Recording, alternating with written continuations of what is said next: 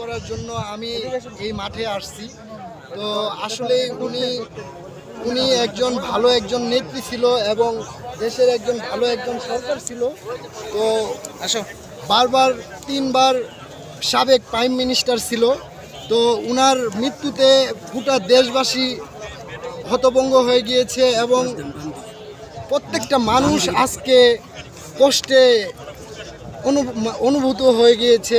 তো আজকে আল্লাহ তাআলা তাকে জান্নাতুল ফেরদাউস নসিব করুক এবং তার পরিবারকে ধৈর্য ধারণ করার তৌফিক দান করুক।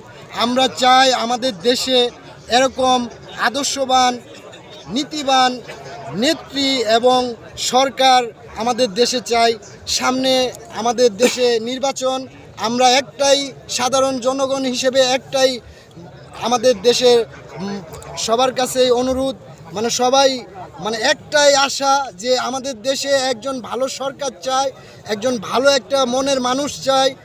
এটাই প্রত্যেকটা সাধারণ মানুষের আবদার এবং প্রত্যেকটা মানুষের আশা আকাঙ্ক্ষা, এটাই সবাই আশা করে।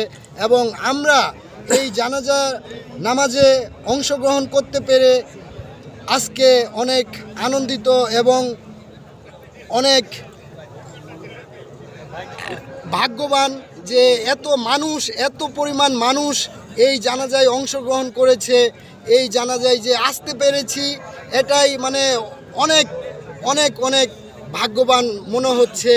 তো আসলেই তো ওনার মৃত্যুতে গোটা দেশবাসী আজকে সুখত। তো আজকে আমরা এমন একটা মানুষ আমাদের দেশ থেকে হারাইলাম যে উনি একজন ভালো একজন নেত্রী ছিল এবং সরকার ছিল, সাবেক 3বার প্রাইম মিনিস্টার ছিল। তো আসলেই আমরা সবাই ওনার জন্য দোয়া করি এবং আল্লাহ তাআলা তাকে যদি জান্নাতুল ফেরদাউস নসিব করে এবং তার পরিবারকে ধৈর্য ধারণ করার তৌফিক দান করে। আমিন। আসসালামু আলাইকুম ওয়া রাহমাতুল্লাহি ওয়া বারাকাতুহু।